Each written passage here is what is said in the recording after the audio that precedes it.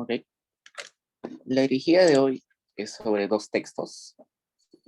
Un texto, el primero, que va a ser el prólogo a la contribución a la crítica de la economía política, y el texto 2, que es salarios, precios y ganancias. El primer texto es solamente el prólogo de un texto más amplio, pero en ese prólogo, más o menos, Marx nos cuenta cómo empezó a interesarse por esto de la economía, por la lucha de clases, por la plusvalía, por el comportamiento económico en general. Y en salarios, precios y ganancias expone un montón de sus conceptos del marxismo, pero lo hace en base a la crítica a un autor que estaba en esos momentos yendo en contra de las luchas de los trabajadores. Entonces, antes de hablar de Marx, me gustaría decirles algunas cosas. Cuando estamos leyendo a Marx, estamos leyéndolo ahora, es bueno quitarse los prejuicios.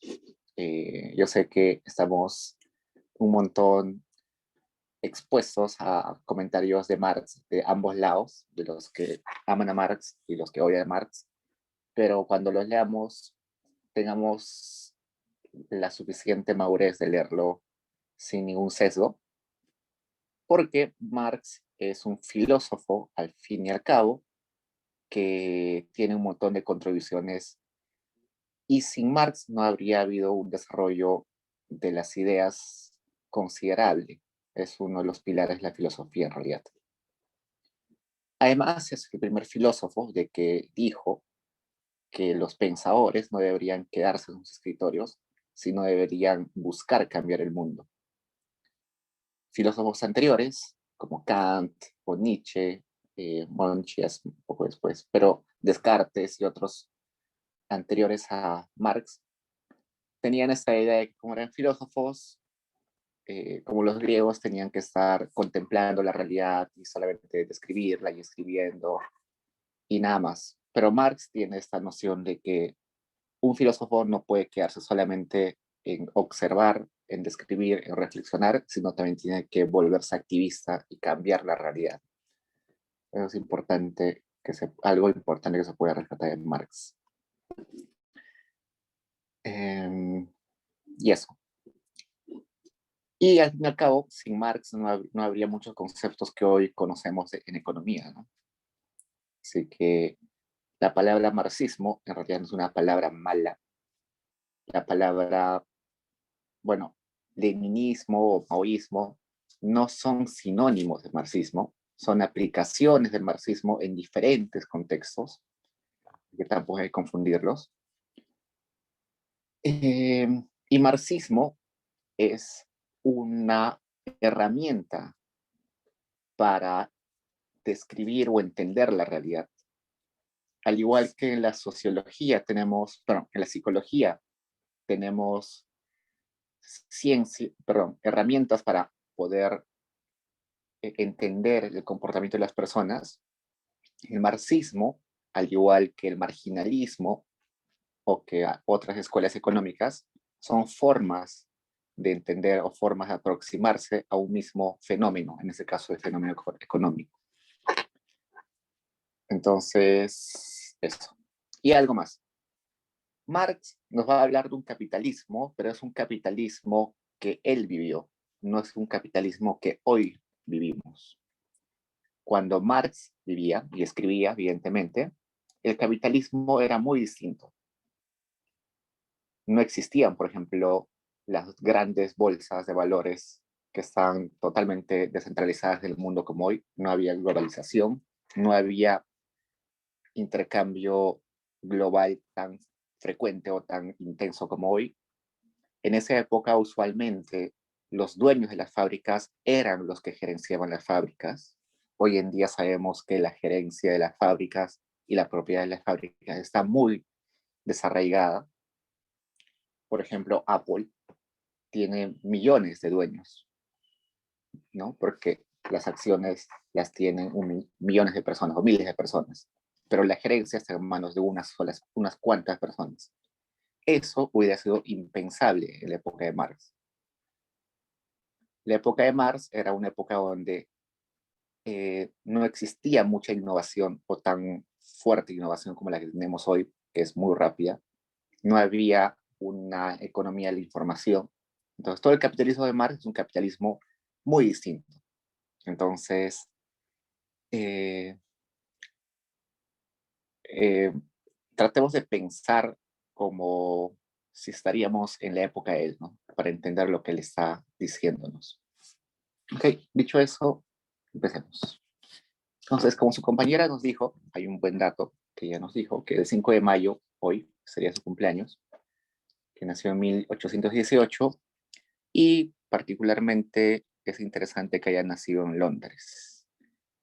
Al igual que la mayoría de economistas que hemos visto en las sesiones anteriores, la mayoría venía de Inglaterra, de Francia, alguno por ahí de Italia, y eso tiene que ver que el capitalismo nació en Inglaterra y luego nació o se trasladó también a Francia y luego a Italia y luego recién a otros lugares. Entonces son los primeros filósofos en esos países los que se dan cuenta de, del capitalismo y sus consecuencias, ¿no? Entonces veamos qué es el marxismo. Como les dije, el marxismo es solamente una herramienta de un montón de herramientas que podemos tener como economistas o como filósofos. Entonces, el análisis marxista es una corriente del pensamiento que nació en Europa, principalmente en la época de Marx, que es el siglo XIX, y que tiene como principales referentes a Marx y a Engels.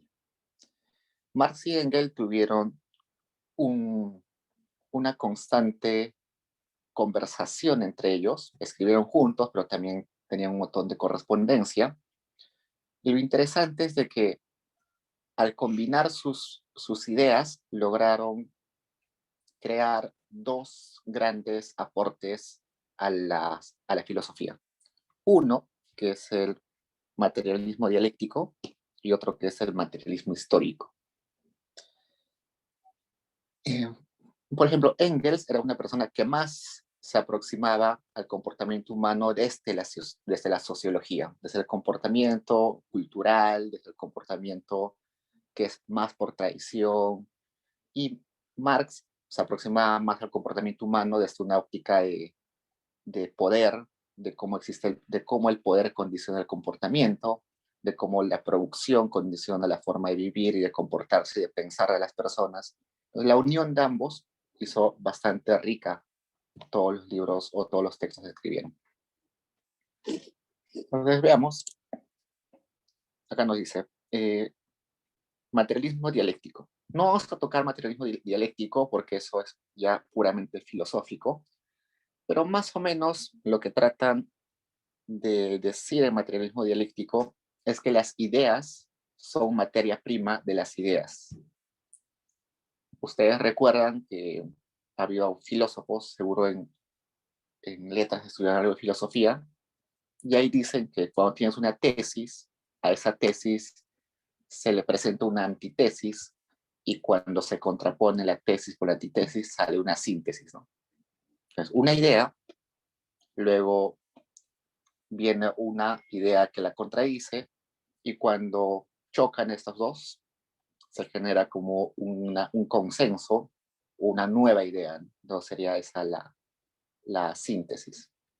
Más o menos de eso trata el materialismo dialéctico, de que las ideas son materia prima de nuevas ideas. Pero eso no es economía, es puramente filosofía. Pero lo que sí nos interesa es el materialismo histórico, que es una combinación de economía con historia y con comportamiento de las sociedades. Y el materialismo histórico nos va a decir que la historia es materia prima de la historia. Por eso es materialismo. La materia para que se cree nueva historia es la misma historia. Eso quiere decir que lo que pasó antes va a condicionar el futuro. Eso quiere decir que el futuro de alguna forma ya está escrito en parte por lo que ya sucedió en el pasado. Eso, aunque parezca sencillo, tiene implicancias bastante importantes, porque nos dice de que nosotros podemos predecir cómo se va a comportar el mundo o la economía en el futuro.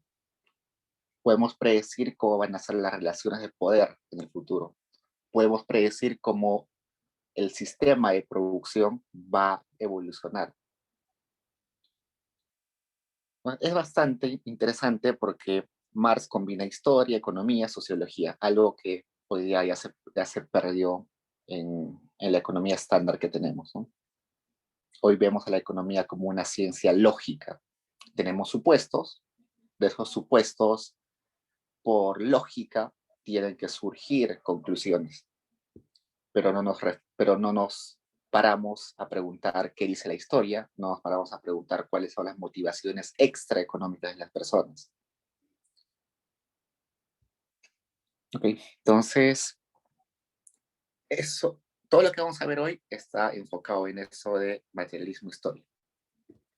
Evidentemente no vamos a poder hacer todo, sino siempre de una parte. Entonces, una corriente del pensamiento es el socialismo, ¿no? Socialismo que se puede entender para Marx, que era un socialismo científico, pero eh, antes de ellos había un socialismo más utópico. Es decir, las condiciones de ese momento en Inglaterra y en Europa eran bastante precarias, básicamente porque los trabajadores no están en una situación eh, agradable.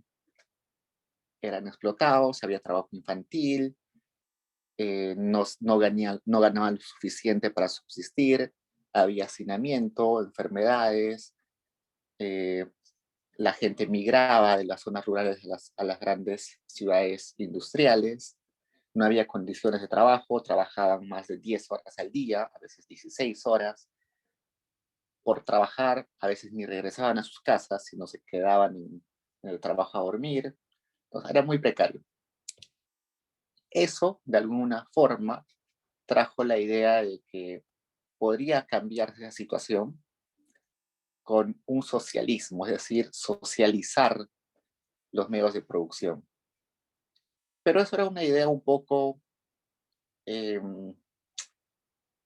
extendida entre las clases trabajadoras, entre las clases intelectuales, pero no estaba sistematizado, sino simplemente era como una utopía, algo que querían, que deseaban que sucediera. Recién cuando Marx y Engels llegan, ellos agarran ese sentimiento, ese deseo, esa utopía, la sistematizan y ahí proponen este socialismo científico. Y como sabemos, la palabra científico o ciencia quiere decir que es una estructura donde, donde podemos sacar conclusiones, ¿no? Está estructurado. Toda esta idea, todo este deseo se estructura, se entienden sus causas, se entienden sus consecuencias, se entiende cómo llegar a ese deseo utópico. Ok. Mm,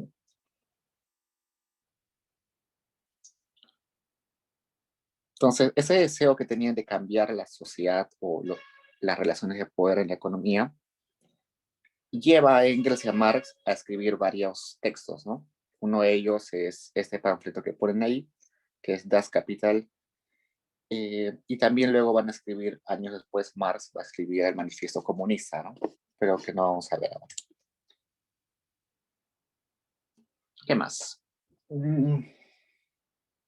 Otra cosa que Marx menciona en esos textos, eh, y si no lo menciona está como implícito, es que la historia de la humanidad es la historia de la lucha de clases.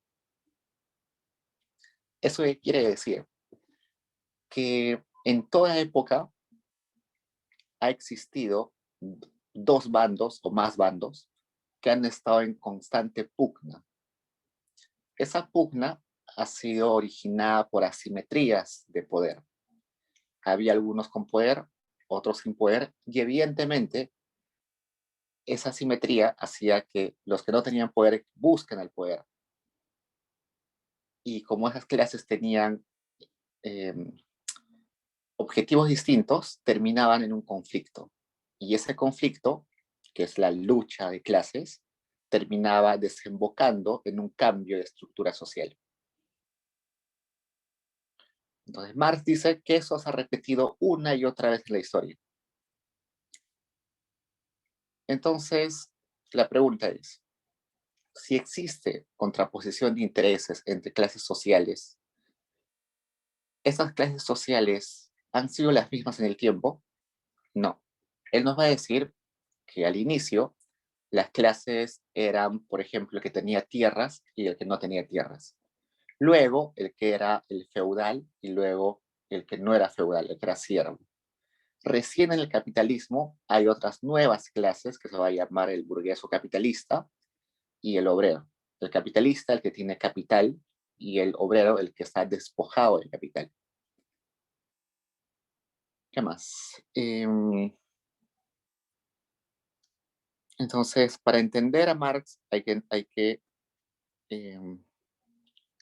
tener en cuenta que la historia se va a repetir una y otra vez, ¿no? Al igual que en la época feudal hubo este choque entre vasallos entre vasallos o siervos con los feudales, con los señores feudales, lo mismo va a suceder en el capitalismo, donde existe dos clases sociales. Por otro lado, hay que definir qué es capitalismo, ¿no? Capitalismo es aquel sistema de producción donde se utiliza o el eje central es la acumulación de capital. La acumulación de capital es aquel que guía la producción. ¿Qué significa guiar la producción? Significa cómo se produce, cuánto se produce, dónde se produce, quiénes producen. Todo eso es guiado por aquel que acumula capital. Entonces, ¿qué más? Bueno, estas clases sociales que están en pugna los hace distintos el poder, ¿no?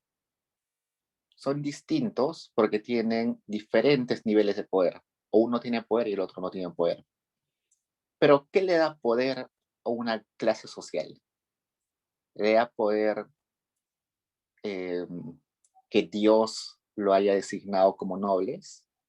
Le da poder que, que tenga un color de piel más claro o más oscuro. ¿Qué le da poder? Marx les va a decir que el poder es los medios de producción. El que tiene los medios de producción es aquel que tiene poder. Entonces, si en la época feudal el señor feudal era el que poseía los medios de producción, que eran las tierras, él tenía el poder. Los que no tenían tierras, no tenían los factores de producción, eran aquellos que no tenían poder y eran los siervos. Igual en el capitalismo, los que tienen los medios de producción, que en este caso sería el capital, son los que tienen el poder. Y los que no tienen capital y solamente tienen su mano de obra, son la clase que no tiene poder. Entonces, durante toda la historia, los que han tenido en posesión los factores de producción son aquellos que han tenido poder. Entonces, todo eso como preámbulo a la primera lectura. ¿Tienen preguntas, chicos?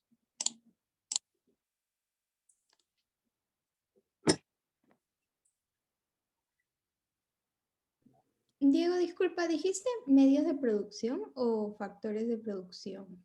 En este caso, para Marx se va a entender casi lo mismo. Básicamente, ¿quién posee la capacidad de organizar la producción? Bueno, utilizamos como sinónimos medios de producción o factores de producción. Claro, podemos entender como un factor de producción el trabajo, ¿no? Pero vamos a entender en ese caso que en el feudalismo, ¿qué factor era el más importante? La tierra, ¿no? Porque la producción era básicamente agricultura. En el capitalismo, ¿cuál es el factor de producción más importante? Son las fábricas, las máquinas. Entonces, ese sería los factores de producción importantes para el capitalismo. Gracias.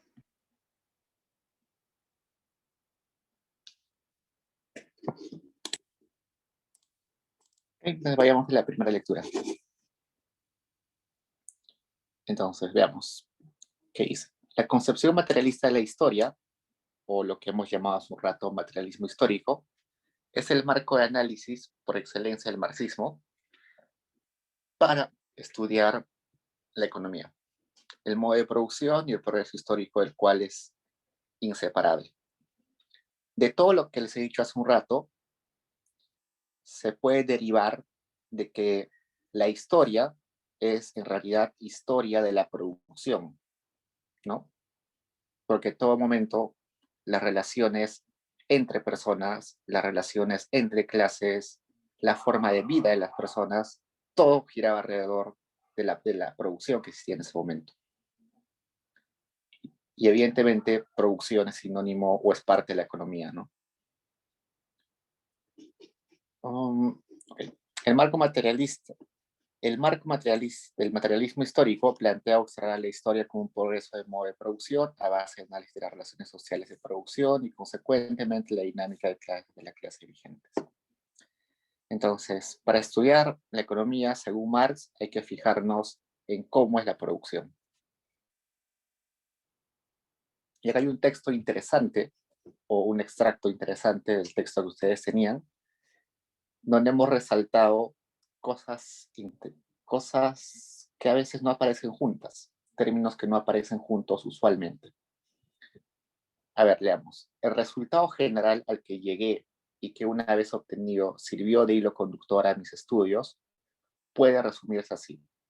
En la producción social de su vida, los hombres contraen determinadas relaciones necesarias e independientes de su voluntad, relaciones de producción que corresponden a una determinada fase de desarrollo de sus fuerzas productivas materiales. A ver, hasta ahí. Entonces, hasta ahí leemos y comentamos un poco. Nos dice que las personas que están en una sociedad tienen que entablar relaciones que no necesariamente son voluntarias para ellos. Ellos no tienen la posibilidad de elegir o no elegir entablar ciertas relaciones. Por ejemplo, en el capitalismo, si una persona no puede elegir si entrar al mercado laboral o no entrar al mercado laboral. ¿Por qué? Si yo no entro al mercado laboral, ¿qué sucede? Me muero, ¿no? No tengo, no tengo eh, los ingresos, por tanto, me muero. Entonces, está yendo contra mi voluntad. Por mí, yo quisiera viajar por el mundo toda mi vida, pero en contra de mi voluntad no puedo hacerlo y en lugar de eso tengo que entablar una relación de empleador, para poder subsistir. Entonces, esa relación de empleador es una relación de producción, porque se enmarca en el proceso productivo. Pero esa relación empleado-empleador no siempre ha sido así. En la época feudal, por ejemplo, la relación era vasallo y señor feudal.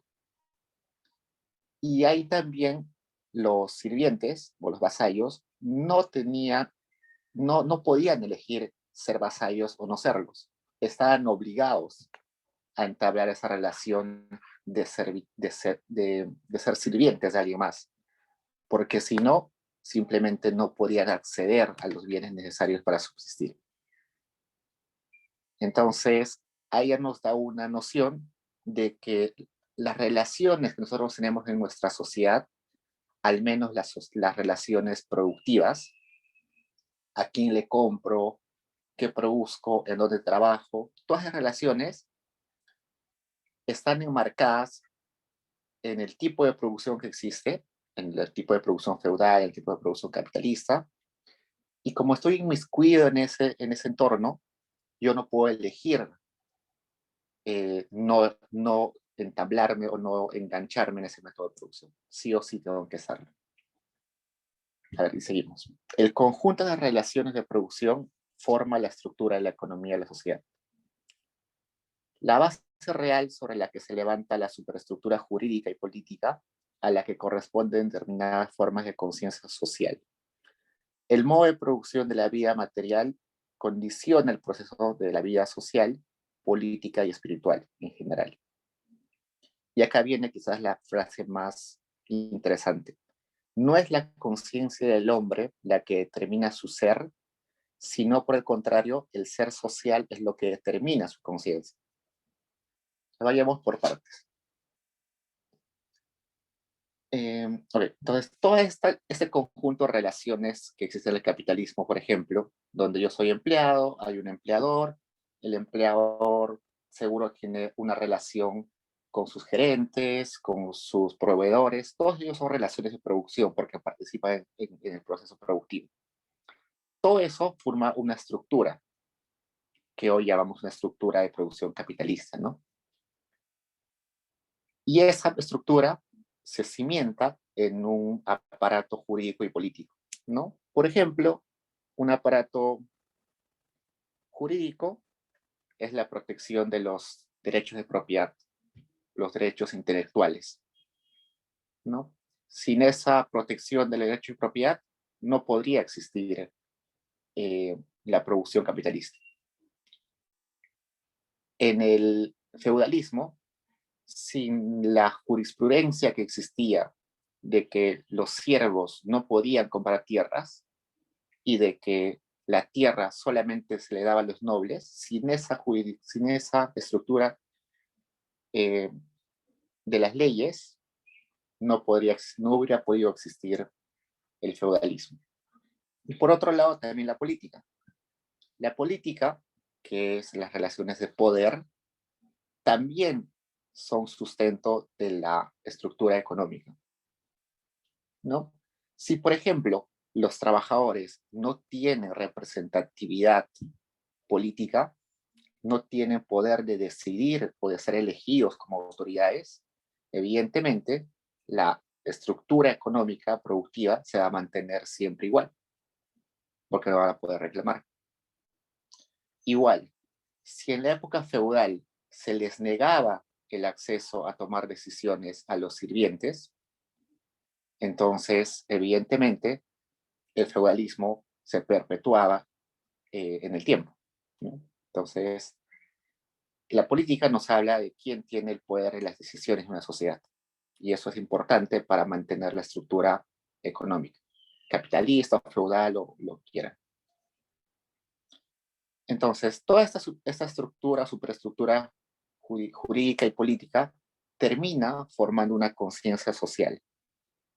Y la conciencia social se define como, como nosotros mismos nos entendemos dentro de la sociedad, ¿no? Por ejemplo, yo soy un trabajador que tiene un salario de 1,000 soles a la semana, pero al mes. Yo me considero como una persona explotada o me considero como clase media o me considero como aliado de los dueños del capital. Yo soy siervo del feudalismo. Me considero afortunado, considero que estoy en una situación privilegiada o soy consciente de que me están explotando. Entonces, es como nosotros nos percibimos dentro de la sociedad. Entonces, evidentemente, si la conciencia social sería coherente, los obreros tendrían conciencia de que son parte de un grupo, del grupo de los obreros, y que por tanto deberían juntar sus esfuerzos para pedir mejores condiciones laborales, ¿no? Y evidentemente, esa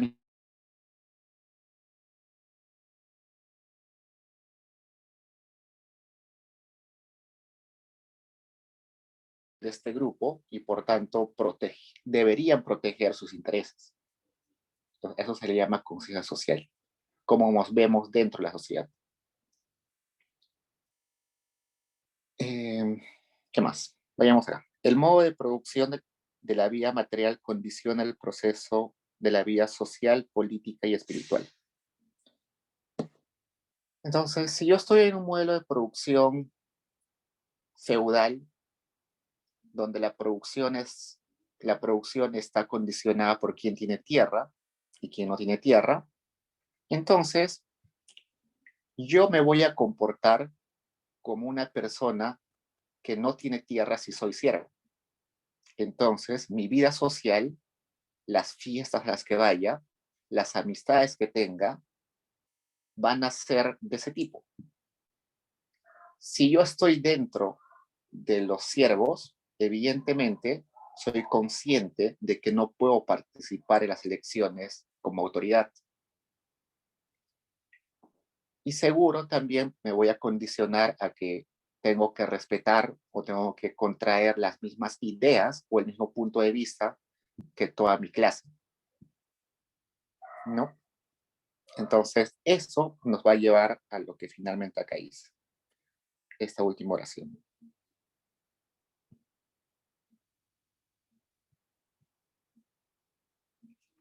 No es la conciencia del hombre que determina su ser, sino por el contrario, el ser social es lo que condiciona o lo que determina su conciencia. ¿Esto qué quiere decir? Empecemos por esa parte que es la última, el ser social. El ser social es lo que verdaderamente yo soy en una sociedad. Yo, al ser un empleado, sé que soy de la clase trabajadora. Realmente soy la clase trabajadora. Como lo único que puedo ofrecer es trabajo y trabajo en una fábrica, sé que soy proletario. Entonces, el ser proletario va a determinar cómo es mi conciencia, cómo me voy a comportar, qué amistades voy a tener, qué aspiraciones voy a tener, qué ideales voy a tener, ¿no? Entonces, ser proletario condiciona mis ideas. No es al revés, no es que mis ideas me van a definir como un ser. No es que yo creo que soy superior a los demás que me va a convertir a mí en no proletario.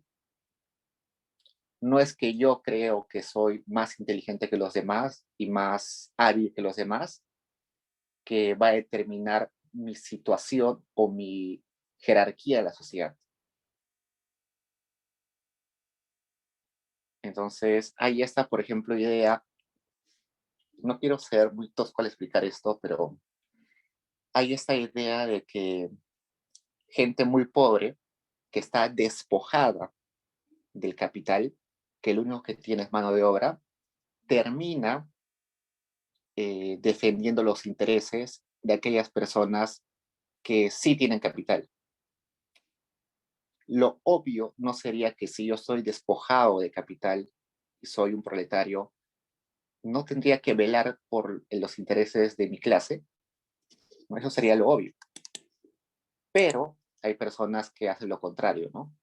Entonces, que yo piense como capitalista, que yo piense como la clase alta, no hace que sea de clase alta,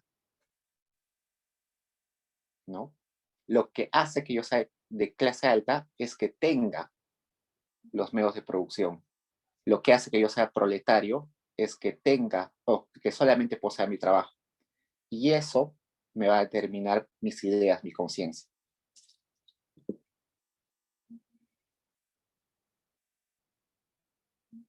Preguntas, chicos, ahí. Quizás es el párrafo más interesante de todo el texto.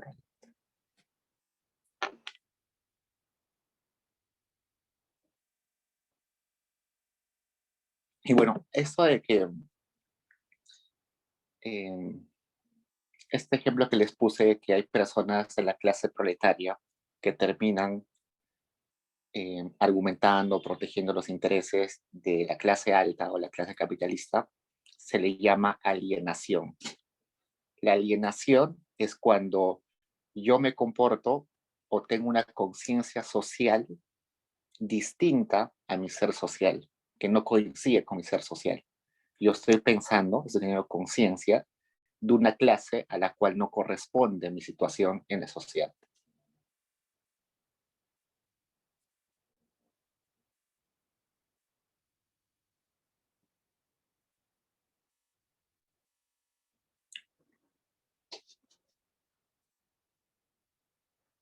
Vayamos porque es montones. Entonces, como les decía hace un rato, la historia es materia prima de la historia. Por tanto, hay un progreso, ¿no?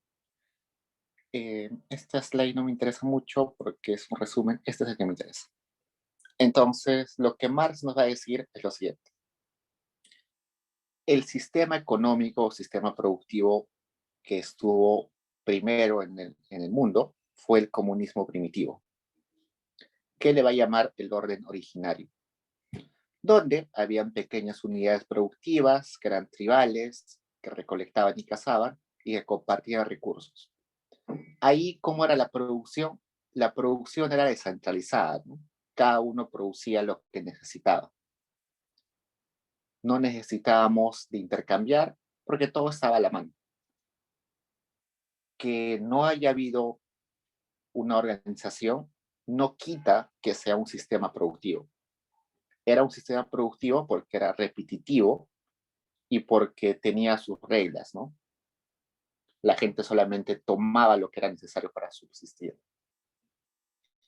Luego pasamos a un sistema de producción esclavista, donde ya existe un imperio, una clase o un grupo de personas, una sociedad que captura a otras y las convence de que son propiedad, que un imperio es propiedad de otros pueblos, ¿no?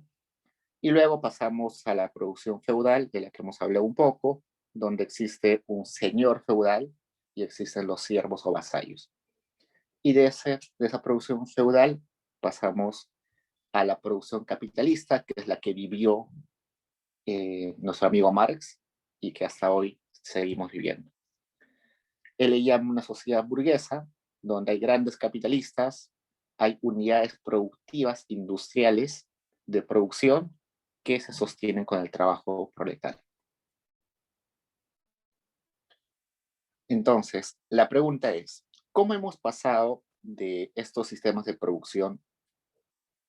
Hemos pasado naturalmente, han sido transiciones pacíficas, ha sido por azar. Evidentemente Marx va a decir que no, sino que la transición de un modelo de producción a otro responde a, al materialismo histórico, ¿no? Que la historia, lo que sucedió acá, provocó que pasemos acá. ¿Por qué? Porque acá se generaron contradicciones. Esas contradicciones no pudieron ser sostenidas en el tiempo y por eso se pasó a otro sistema de producción. Una vez llegado a este sistema de producción esclavista, se generan contradicciones que al final generan una revolución y cambiamos a otro proceso de producción, otro sistema productivo. De nuevo, se generan contradicciones acá y pasamos a un nuevo sistema productivo.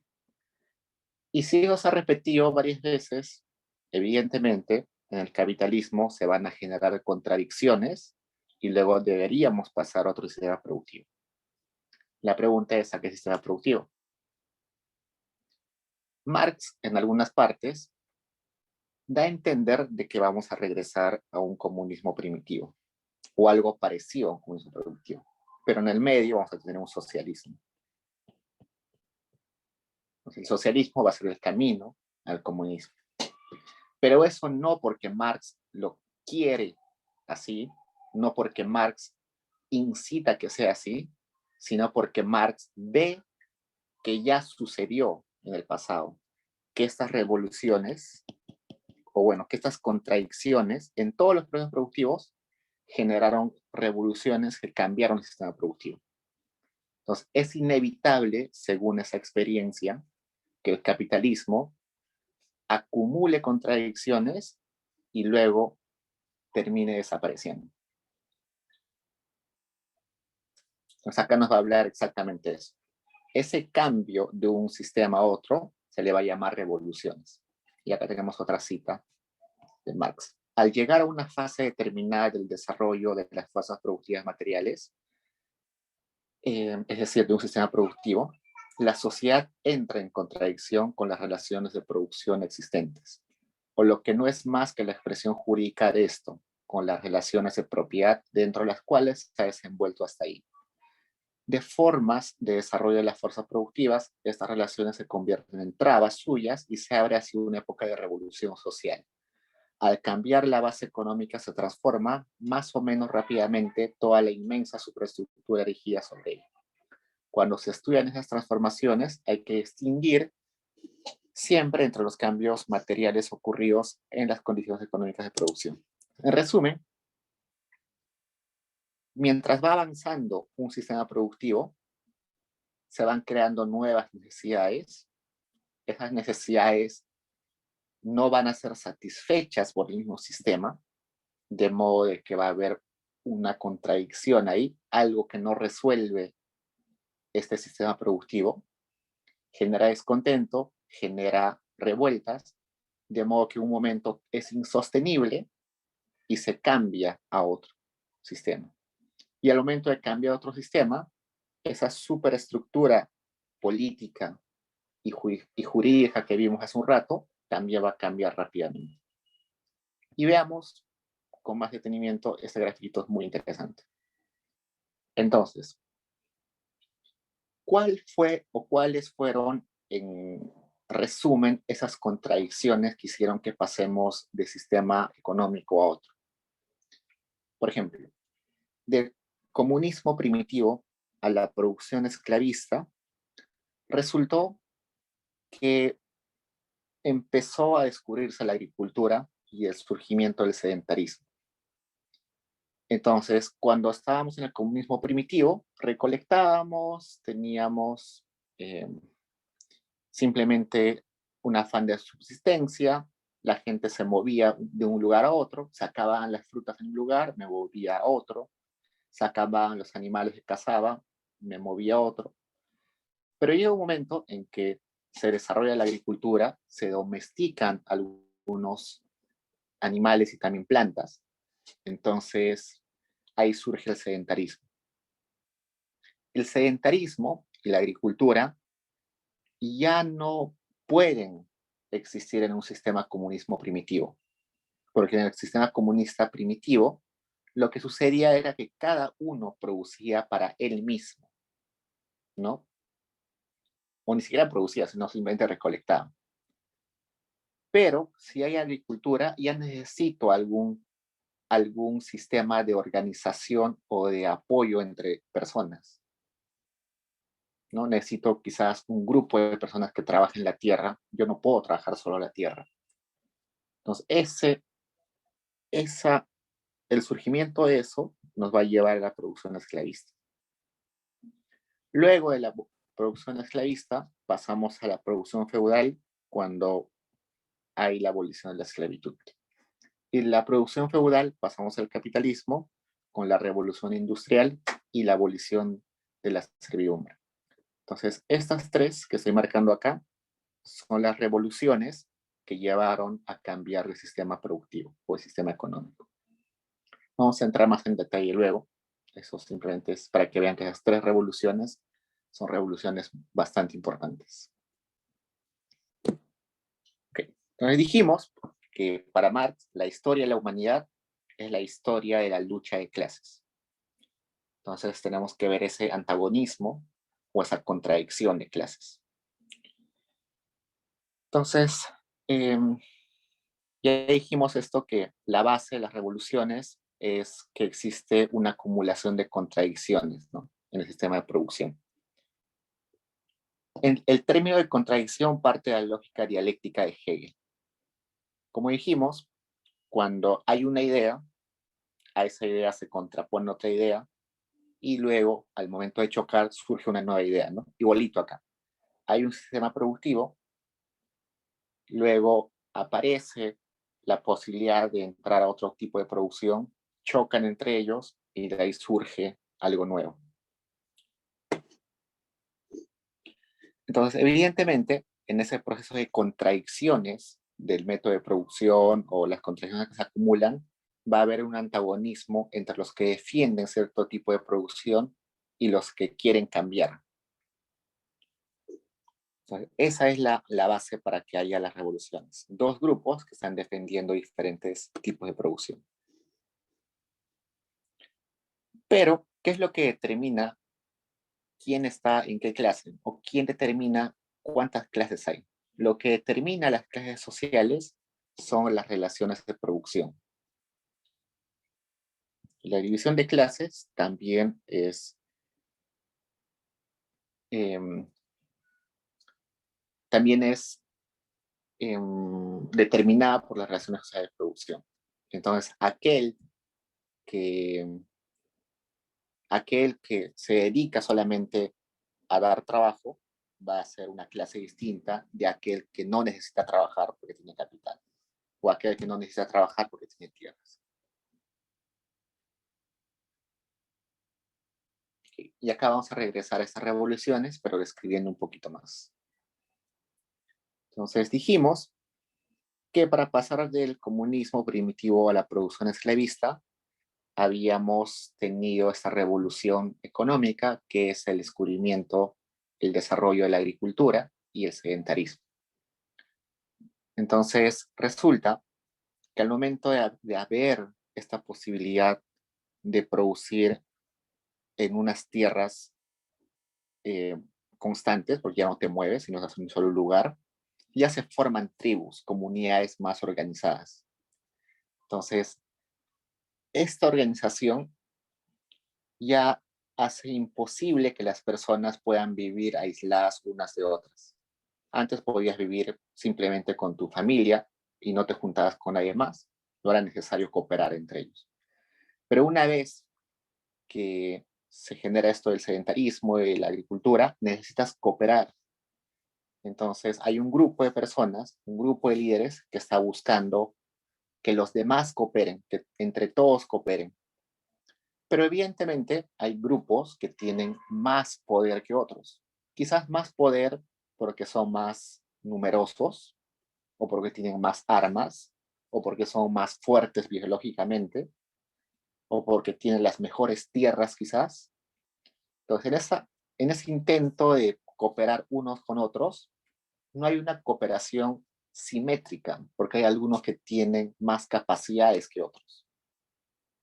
Y en ese proceso, hacen que los grupos con mayores capacidades o mayores poder o mayor cantidad de población sean los que se aprovechen de los otros grupos.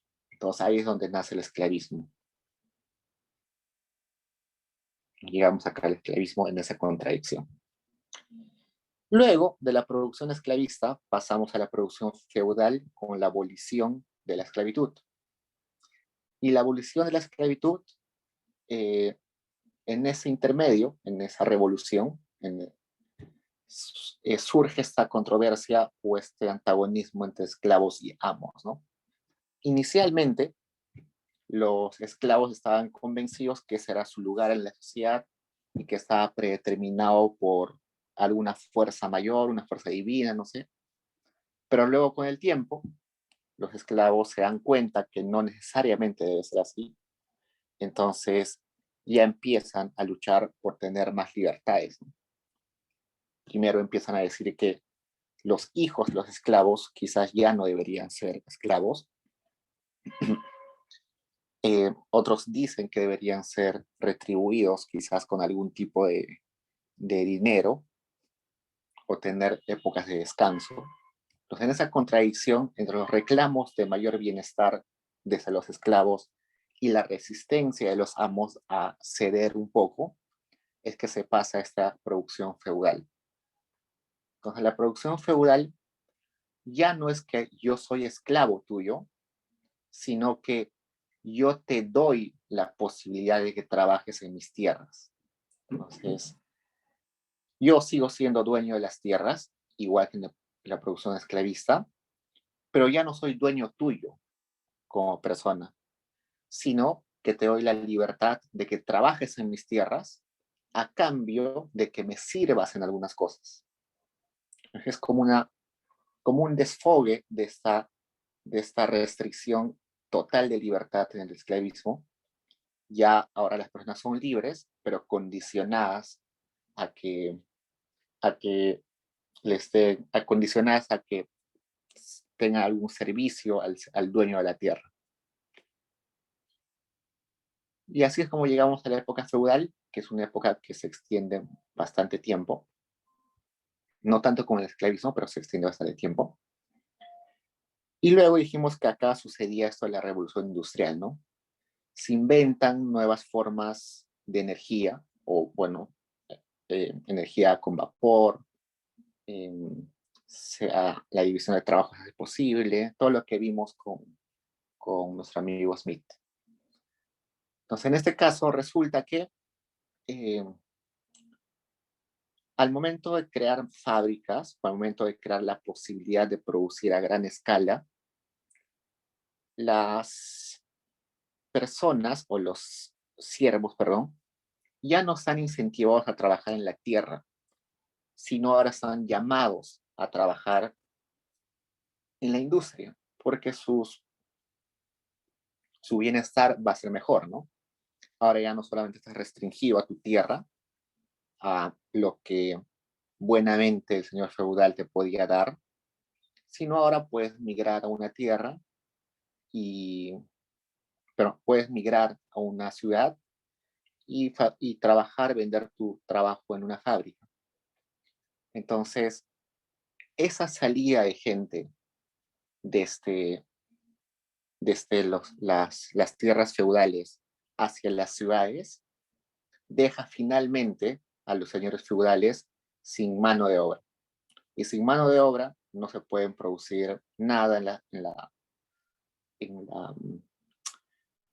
en el territorio feudal, entonces desaparecen todos los señores feudales. Y eso nos lleva a la producción capitalista. Y es interesante, ¿no? Porque si bien es cierto, esto Marx nos los presenta como un progreso lineal, un progreso, un cambio de sistemas productivos lineal, no necesariamente es lineal, ¿no? En el Perú hemos tenido sistemas de producción feudal hasta hace menos de 70 años. En el mundo ha habido producción esclavista hasta hace, no sé, en el Perú, 1800 tantos, ¿no? Entonces, no es tanto que haya sido lineal, sino que ha sido un poco desordenada, ¿no? En algunos lugares ha sido más rápida, en algunos lugares han convivido sistemas distintos. En el Perú, por ejemplo, hasta hace 50 años, el sistema feudal convivía con el sistema de producción capitalista. En un mismo país como el Perú, había producción capitalista, pero también había, ¿no? Si nos vamos acá 100 años o 150 años, en el Perú convivían tres sistemas productivos. Había todavía producción esclavista, había producción feudal en la sierra y había producción capitalista en las grandes ciudades como Lima.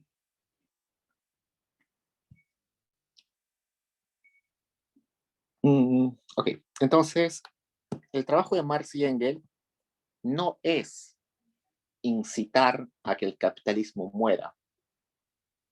El trabajo de Marx y Engels es advertir a las personas o advertir a la sociedad de que es inevitable que el capitalismo muera por sus mismas contradicciones y por lo mismo que le pasó a los sistemas económicos o productivos anteriores, que acumularon contradicciones y evidentemente eso era insostenible. Entonces, es ahí donde eh, Marx y Engels van a criticar, más que criticar, van a poner al descubierto las contradicciones que tiene ese sistema. Por ejemplo, me voy a salir del texto, pero una contradicción que encontraba Marx al capitalismo era que la inversión era inestable. Nosotros sabemos que uno de los pilares del capitalismo, sobre todo moderno, es la inversión, ¿no? Todos nos dicen que sin inversión no hay progreso, no hay desarrollo, no hay crecimiento. Y sí, tiene razón. Pero Marx dice que la inversión es quizás la parte del capitalismo más inestable, porque no depende de cuestiones materiales, sino depende de cuestiones sumamente subjetivas. Que un empresario invierta no necesariamente tiene que ver con que hizo su estudio de mercado y ve que la demanda del bien crece y que hace innovación y todo eso, sino en la mayoría de casos está dirigida la inversión por los miedos, por temores y, y también por efusividades, ¿no? Y eso se ve claramente hoy día en el Perú. Hay capitalistas, dueños de empresas, grandes empresarios, que no están invirtiendo por miedo y no están invirtiendo por datos concretos. Los datos concretos dicen que el Perú va a crecer al 10% el siguiente año y no va a dejar de crecer en los siguientes años. Pero están dejando de invertir por miedo o por el miedo a la incertidumbre, quizás. No, no quiero decir que ese miedo no sea justificado, pero quizás ese miedo está sobredimensionado. Entonces, por eso que él dice que como la inversión, la decisión de inversión está tan ligado a sus miedos, temores y a veces efusividades, es que es inestable. Cuando digo efusividades es, por ejemplo, a una, a una situación en la que uno es muy optimista, ¿no? Por ejemplo, eh, en el 2010, en China, por ejemplo, hubo un optimismo total con que todas las familias iban a tener todas las familias iban a querer tener una casa, porque vivían solamente en cuartos la mayoría. Entonces los empresarios constructores dijeron, wow, entonces la demanda de casas va a crecer un montón. Sí, tenían razón en cierta medida, pero su optimismo fue desbordado y empezaron a construir ciudades enteras. Y hoy en día vamos a China y vemos edificios, miles de edificios totalmente abandonados, porque no lograron vender esas unidades de casa, esos departamentos, porque fueron demasiado optimistas. No se centraron verdaderamente, no tuvieron una decisión racional, puramente racional, sino más impulsada por sus sentimientos, por su miedo, por su efervescencia en ese momento. Entonces, eso según Marx hace que la inversión va a ser en momentos mucha o en momentos va a ser demasiado poca y no va a responder a lo que de verdad la sociedad necesita. No solamente es un ejemplo de una de las contradicciones que dice Marx. No.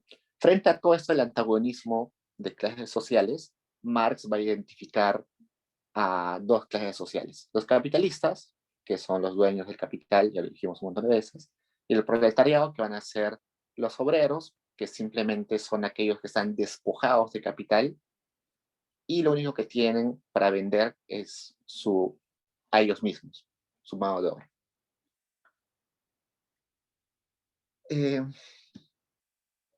Una de las predicciones de Marx es que a diferencia, bueno, eso ya lo dije, a diferencia de esas transiciones que teníamos de un sistema a otro, él dice que una vez que termine el sistema capitalista vamos a regresar a este comunismo primitivo, pero que en la mitad vamos a tener el socialismo.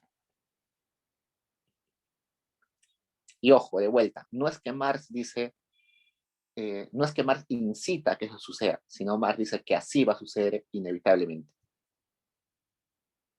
¿Dónde estamos?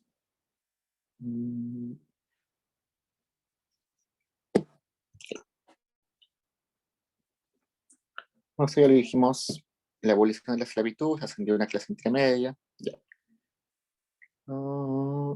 Ya. Entonces, eso sería toda la primera lectura, que básicamente nos explica un poco sobre esta transición y revoluciones entre sistemas productivos. ¿Tienen preguntas, chicos? Bueno, acá hay algo interesante que me había olvidado decir. Cuando un sistema productivo muere, evidentemente se crean nuevas clases sociales, ¿no? Terminó la época esclavista, donde habían esclavos y habían, eh, no sé, señores, ¿cómo se le puede decir a eso? Esclavistas. Había esclavistas y habían esclavos, esas eran las clases sociales. Cuando pasamos a la época feudal, evidentemente va a haber otras dos clases sociales. Pero la pregunta es, ¿de dónde salen esas clases sociales? Y en esta diapositiva está más o menos explicado. Dice, con la abolición de la esclavitud ascendió una clase intermedia. O sea, una clase que no estaba entre los dos. No eran ni esclavistas ni eran los mismos esclavos, sino una clase intermedia. ¿Quiénes eran ellos? Eran los nobles. Nobles que no eran ni los que tenían un montón de dinero y tampoco era que eran propiedad de alguien más. Igual, en la época de los feudales, cuando murió la época feudal, bueno, en la época feudal habían siervos y el señor feudal. Para pasar al capitalismo, ya no fue ni el feudal ni los siervos quienes pasaron a ser la clase dominante, sino quienes fueron a pasar la clase dominante, los comerciantes. Aquellos que no estaban, que no encajaban en esa dicotomía entre señor feudal y siervo, sino era algo intermedio. Entonces, si nosotros nos preguntamos, hoy en día, o bueno, según Marx, el capitalismo tiene dos clases sociales, uno que son los capitalistas y otro que son los proletarios. Según esta predicción de Marx, debería ser un grupo de personas que estén en el medio los que pasarían a tener, eh, pasarían a ser la clase dominante en la siguiente etapa de la historia humana, ¿no? Pero ¿quién está al medio? La clase media, pero la clase media sigue siendo proletaria, ¿no? Aunque la clase media quiera diferenciarse de la clase trabajadora, siguen siendo proletarios, porque lo que venden sigue siendo su mano de obra, su trabajo.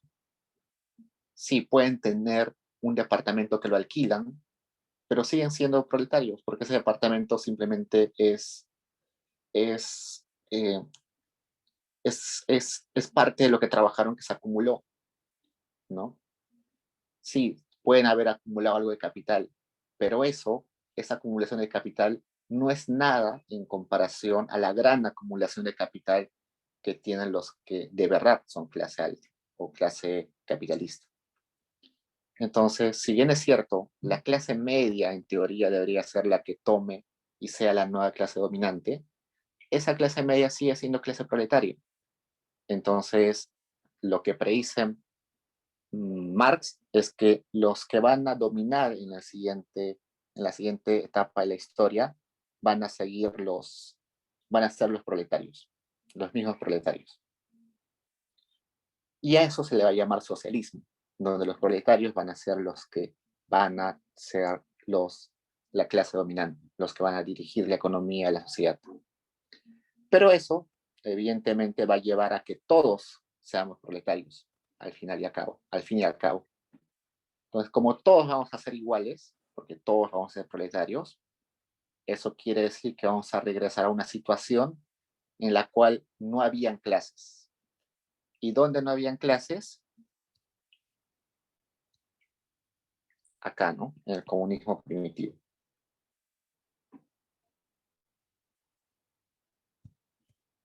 Ok, entonces con eso terminamos la lectura 1. Pregunta, chicos.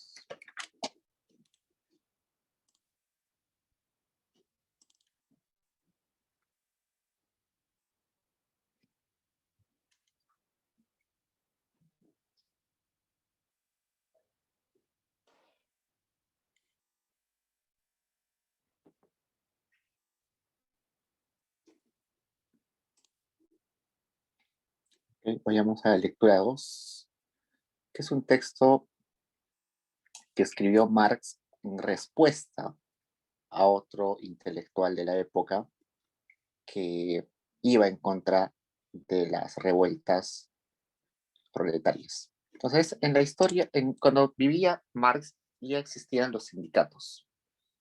Los sindicatos son, bueno, hasta hoy existen los sindicatos, son organizaciones de trabajadores que buscan mejores condiciones laborales. Hoy en día hay sindicato de profesores, de trabajadores mineros, de trabajadores, eh, inclusive de médicos. Entonces, hay todo tipo de sindicatos. Resulta que los movimientos sindicales hoy en día son muy débiles en realidad, tienen muy poca fuerza. Quizás uno que otro tiene fuerza, por ejemplo, el de maestros, tiene un montón de fuerza en el Perú. Hay países donde está prohibido hacer sindicatos, por ley está prohibido. En el Perú está permitido legalmente, pero está mal visto por los empresarios. Apenas ven a un trabajador que está formando un sindicato, lo despiden inmediatamente. Pero, según la ley, según la Constitución, todos los trabajadores tenemos derecho a sindicalizarnos.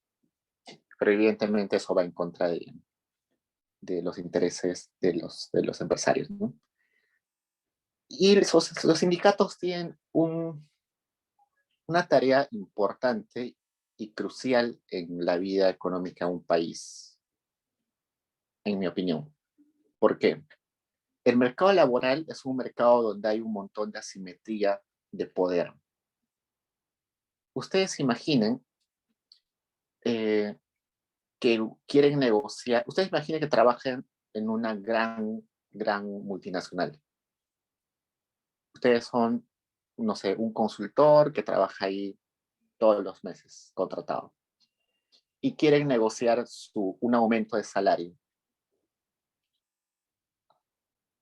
Es justo que ustedes solitos, siendo una sola persona, con un poder muy limitado, porque son una sola persona, puedan negociar con una compañía que tiene poder político, económico, un bufete de abogados, eh, sedes en varios países. No es justo, ¿no? Supongamos que ustedes tienen un accidente en el trabajo. Es justo que ustedes solitos se defiendan y quieran hacer respetar sus derechos, o que paguen sus costos de salud, pero para eso tienen que meterle un juicio a una compañía que tiene poder en todos lados, en todo el país, quizás en varios países. No es justo, ¿no? Entonces hay como una negociación injusta, una negociación desbalanceada, no hay un balance en la negociación. Y por teoría económica, si queremos estar en competencia perfecta, deberíamos tener agentes que sean con igual capacidad de negociación, ¿no? Entonces, es por eso que los sindicatos sirven para eso. Entonces, los sindicatos ya no se defienden solitos uno contra la empresa, sino se defienden entre el grupo de trabajadores con la empresa, contra la empresa. Entonces, ahí ya hay un balance más equilibrado en las negociaciones y en los reclamos mismos, ¿no? Entonces, ese es el objetivo de un sindicato. En la época de Marx, los sindicatos tenían un montón de poder y un montón de presión. Podían generar un montón de presión.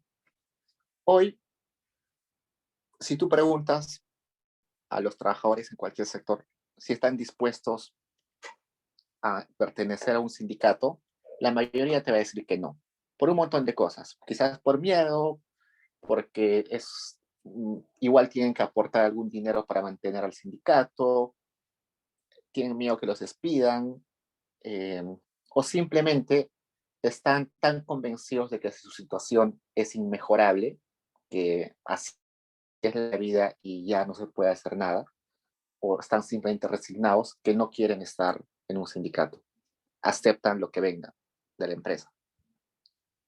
Pero en la época de Marx sí había o peor, y a veces también no quieren entrar al sindicato simplemente por falta de educación, porque no conocen que es un sindicato, porque no conocen sus derechos, no conocen que hay una ley que los ampara, que no tienen conciencia de que tienen derechos laborales.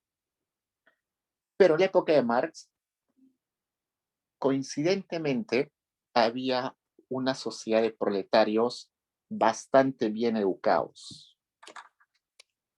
Y eso no quiere decir que los proletarios eh, habían ido a la universidad o hayan tenido una educación de calidad, no, sino que una, eh, había un compromiso de los mismos trabajadores en que ellos debían leer un montón. Entonces, tú veías a cualquier proletario y después de trabajar llegaba a su casa, cenaba, pero también leía un libro. También cobraba el periódico y se informaba de lo que pasaba en el mundo. Hoy es raro ver a un trabajador de una empresa llegar a su casa y poderse leer un libro o leer el periódico. Lo que hace usualmente es prender la televisión y ver cualquier programa de entretenimiento. Y no está mal, está bien. Cada uno hace lo mejor que lo que le da más utilidad.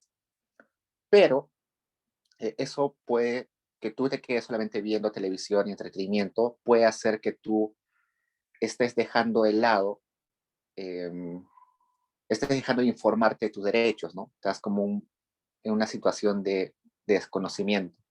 Pero en la época de Marx, los trabajadores, sobre todo los dirigentes, eran muy leídos. No sabían que tenían derechos, sabían de que podían presionar para tener mejores derechos.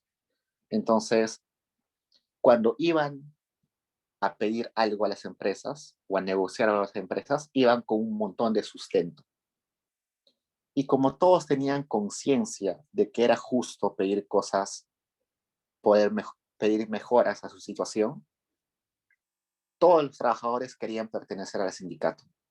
Y como todos querían pertenecer al sindicato, los sindicatos eran enormes y tenían un montón de poder. Entonces, esta existencia de sindicatos fuertes, educados y con argumentos era una piedra del zapato para los capitalistas de la época. Y como era una piedra del zapato y era un estorbo para ellos, evidentemente porque iba en contra de sus intereses, hubo algunos intelectuales que trataron de convencer a los proletarios de que sus reclamos no tenían sustento. Y uno de ellos fue John Weston. John Weston, en base a lo que vamos a leer ahorita, trató de argumentar que cualquier subida de salarios a la clase trabajadora iba a terminar, en el mejor de los casos, sin tener efecto absoluto en el bienestar de las personas.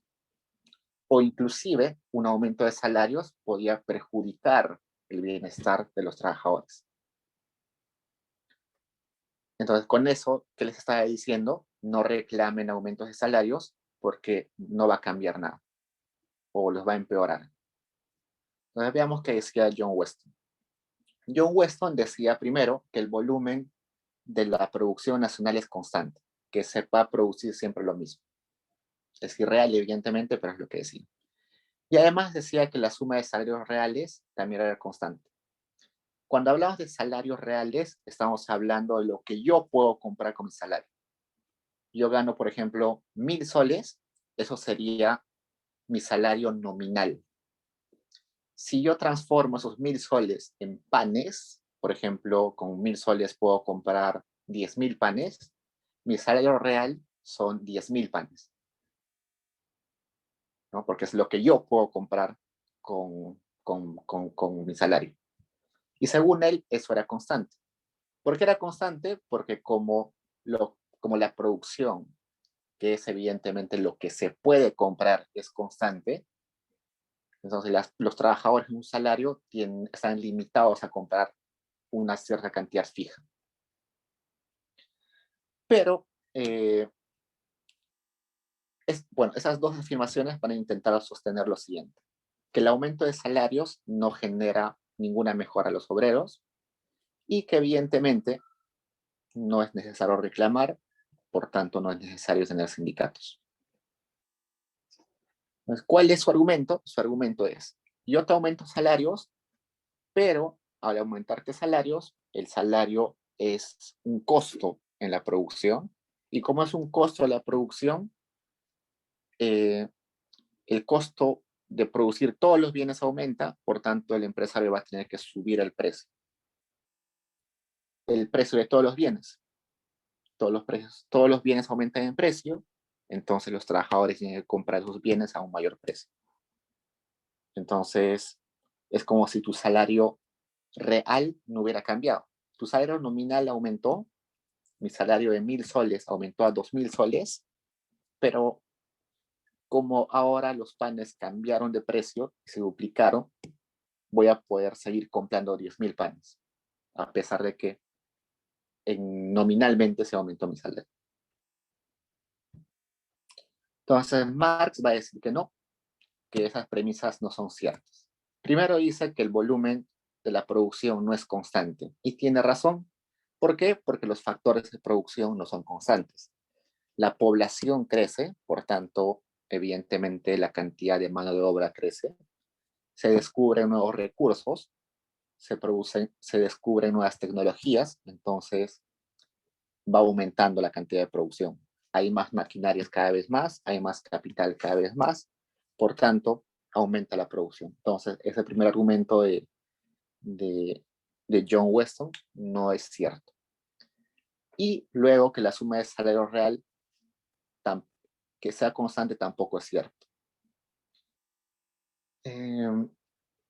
Por lo mismo que la producción no es constante, ¿no? Si la producción aumenta en el tiempo, evidentemente las personas pueden acceder a más bienes.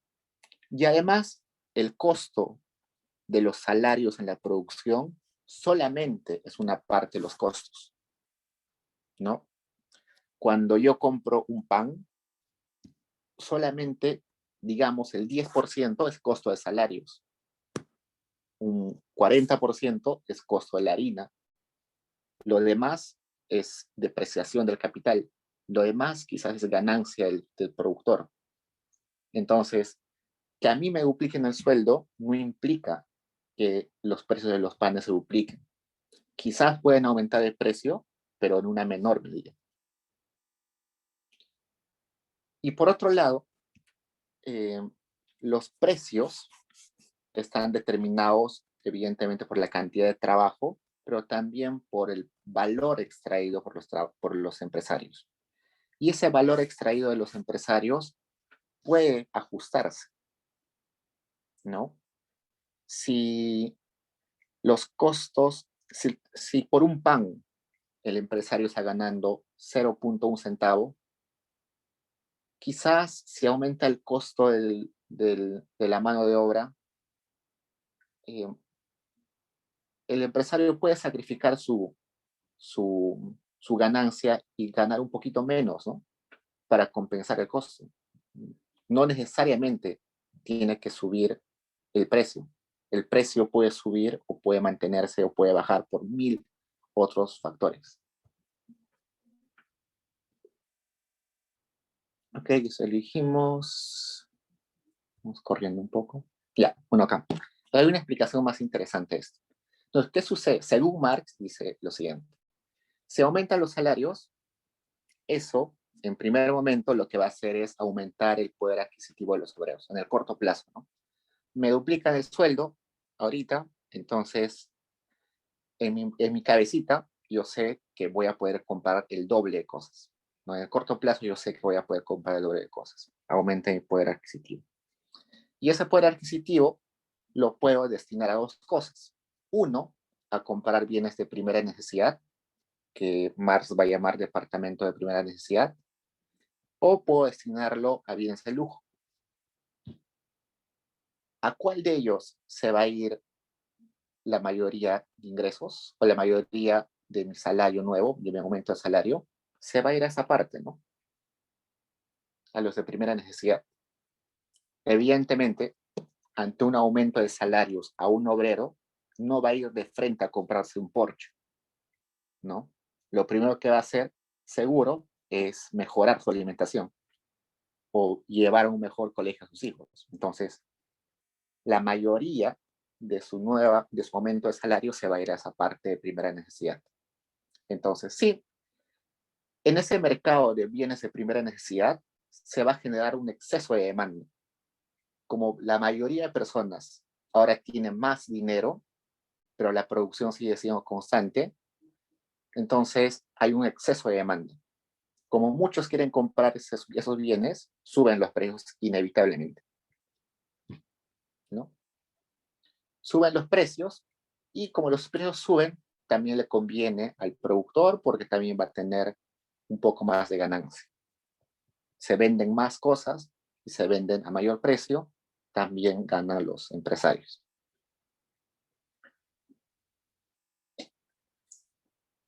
Y por otro lado, en el departamento de bienes de lujo, como van a ver que hay un montón de demanda en bienes de primera necesidad, a cualquier empresario del mercado de lujo va a decir, oye, mira, acá seguimos ganando lo mismo, seguimos vendiendo lo mismo, mientras que en el mercado de leche, de pan, de queso, de arroz, están produciendo más, están teniendo más ganancias. ¿Qué haría un empresario racional? Lo que haría sería trasladar su capacidad productiva a esas industrias que están creciendo. ¿Qué industrias están creciendo? Las de primera necesidad. Entonces, parte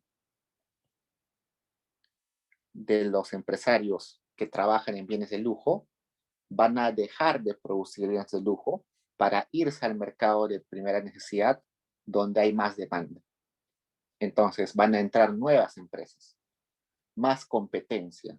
Si hay más competencia, aumenta la producción y de nuevo bajan los precios, ¿no? Los inicialmente subían, ahora bajan. Como en el lado de los bienes de lujo han salido competidores, hay empresarios que se han ido, va a subir los precios, evidentemente. Hay poca competencia, suben los precios, naturalmente. Entonces, acá en bienes de lujo suben los precios y acá en bienes de primera necesidad, lo que puede pasar es que los precios se mantienen constantes o que en todo caso los precios bajan en algo. Pero a nuestro a nuestro, a nuestro proletario no le importan estos precios, sino le importan estos precios. Entonces, un aumento de salario sí va a mejorar su bienestar porque los precios de esos bienes van a caer. Y nosotros sabemos que el salario real es simplemente la división entre mi salario nominal entre los precios. Como los precios que a mí me importan como proletario son estos, y estos precios caen, mi salario real aumenta. Entonces, con eso nos va a decir Marx de que un aumento de salario sí mejora los salarios reales, sí mejora el bienestar de las personas. Nominal. Okay. Luego nos va a decir Marx de que además de esto, que es un análisis lógico, porque este esquema es totalmente lógico, no estoy diciendo, no es anecdótico, ¿no? No estoy diciendo, en Francia aumentaron los salarios y aumentó el bienestar. No, estoy solamente haciendo un análisis lógico. Pero además de ese análisis lógico, Marx va a hacer un análisis histórico con algunas experiencias. Entonces, va a decir que en Gran Bretaña hubo un aumento de salarios, por acá también creo que dice que en otros países. Bueno, esto lo podemos pasar. Y con eso pone algunos ejemplos de que en sociedades donde se aumentó el salario, eh, no se vieron perjudicados los trabajadores, al contrario, se vieron beneficiados. Nos queda poco tiempo, así que vamos a priorizar. Esto es lo mismo con ejemplos. Esto también es ejemplo de lo mismo. Ok, acá. Hemos hablado de salarios bajos, salarios altos, que deberían subir, deberían bajar. Pero la pregunta es, ¿qué es un salario bajo? ¿Qué es un salario alto? ¿Cuál es, cuál es mi punto de quiebre para decir que el salario es bajo o alto? Eso va a depender de un montón de cosas. Primero va a depender de lo necesario para subsistir. Acá está.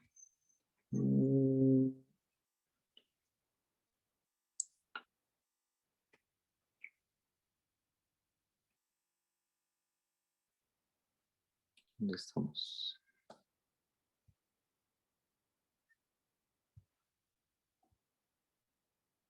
Espera. El salario o lo que se paga por la fuerza de trabajo de una persona debería depender de esas tres cosas en teoría. En teoría, no estoy diciendo que en la vida real. En teoría, debería depender del costo de manutención, que es el costo de que una persona se mantenga con vida y regrese a su puesto de trabajo al siguiente día. El costo de educar y entrenar. Para hacer una actividad, la persona necesita entrenamiento o cierta educación. Entonces, eso también es parte del salario. Y el costo de reemplazo. Entonces, yo tengo que, para poner un salario, tengo que tener en cuenta esas tres cosas.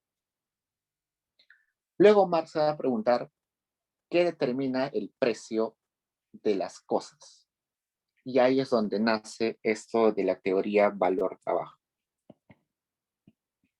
Y Marx va a decir que el precio de las cosas, o el precio de las mercancías, depende del valor socialmente aceptado, o el valor del trabajo socialmente aceptado.